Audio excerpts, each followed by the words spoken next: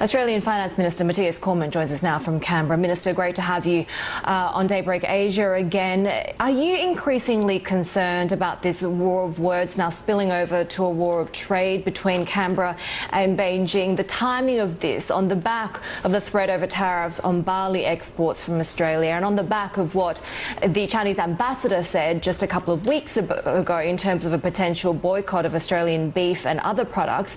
Is it just too coincidental to ignore?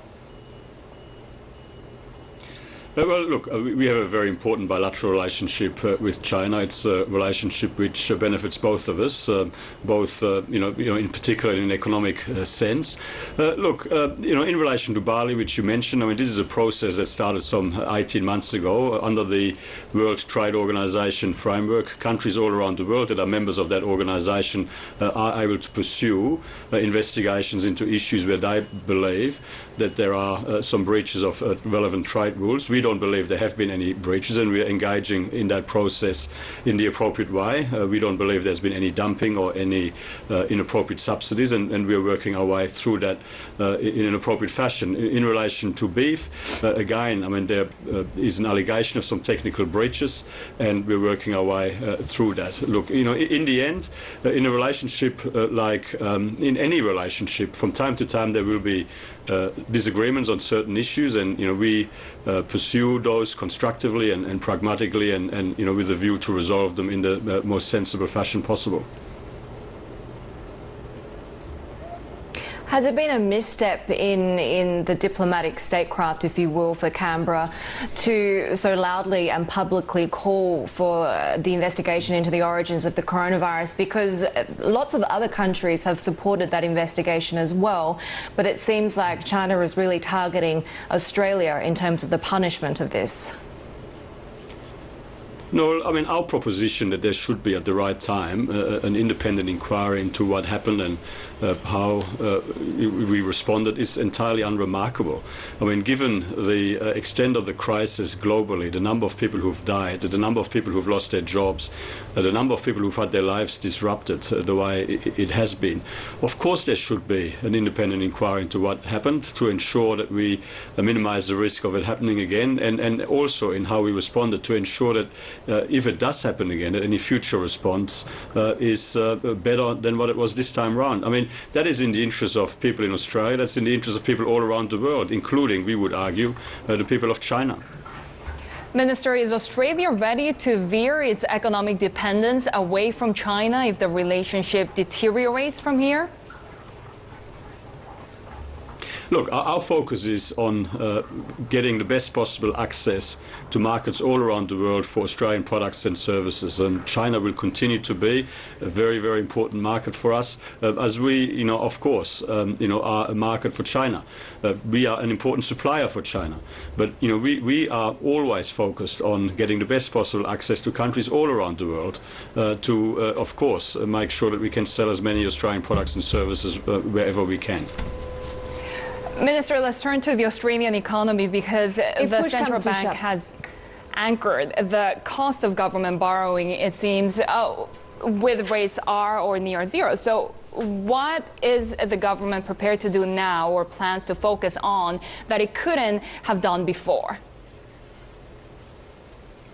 Well, our next budget will be delivered in October. We've deferred the budget from May to October because of the level of uncertainty in the economy, making it near impossible to provide credible forecasts and projections that we would need to make in the context of a budget. Now, we have, obviously focused initially on the crisis response in the context of the COVID-19 crisis, saving lives by slowing and suppressing the spread of the virus, and we're winning the fight against the virus. We provided a crisis response in terms of providing supports to the economy, to business, to working Australians, to keep as many of them in jobs as possible and provide enhanced welfare support to those who lost their jobs.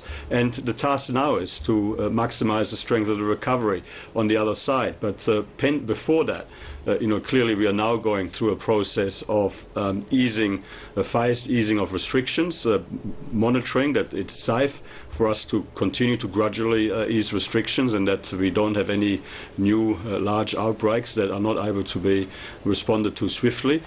We certainly want to avoid a second wave, which would require us to go backwards in terms of the easing of economic restrictions. And in the budget, we will be putting forward our next installment of our National Economic Plan to maximise the strength of the recovery moving forward. I mean, the Australian economic fundamentals were strong prior to this crisis. Our economy was strengthening, employment growth was strong, the unemployment rate was low, we had high participation rates, the lowest welfare dependency in more than 30 years before this crisis hit. So, it's now a matter of working ourselves back into the strongest possible position. Minister, there's been pressure from the backbench to roll back or scale back the JobKeeper program. Will you be ruling that out as a possibility? And if you don't, do you think that puts at risk this nascent or fragile economic recovery? Well, we will stick to the plan. So we are 6 weeks into a 6-month program.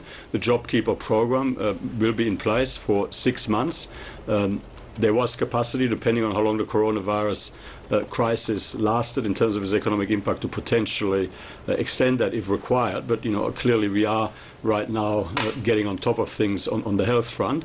But we also always flagged that there would be a review midway through that 6-month period to assess that the program was working as intended. Treasury will be conducting that review, and once that's been completed, will present its findings to the government. And I can't preempt where I sit now what these findings may or may not be, but of course we'll consider them at the appropriate time. Minister, are you concerned about the danger of moving too quickly? We heard from Dr. Fauci overnight in the US saying that it could not just be a public health disaster, but set the economy and the economic reopening back if things were to move too quickly. Is that a danger in Australia? Well, a very large part of our continent now is, it essentially hasn't had any community transmission for a number of weeks now. A number of jurisdictions have got no active cases, and the number of active cases around Australia is, quite low. So, and the cases that do arrive, the new cases that do arrive overwhelmingly, certainly in large parts of Australia, are overseas, Australians that return from overseas who are appropriately quarantined. We have put measures in place to manage the health risk, like increased testing, the COVID Safe app, which allows us to efficiently trace the contacts of anyone who is infected to help us manage that risk, and also a capacity to respond more quickly and more effectively to localized outbreaks. So we are putting measures in place to manage the health risk, to manage the risk of to minimize the risk of a second wave, so that we can reopen the economy hopefully by early July in a phased approach in a way that is COVID safe. Right. Finance Minister Matthias Cormann, thank you very much for joining us again from Canberra. Let's now get a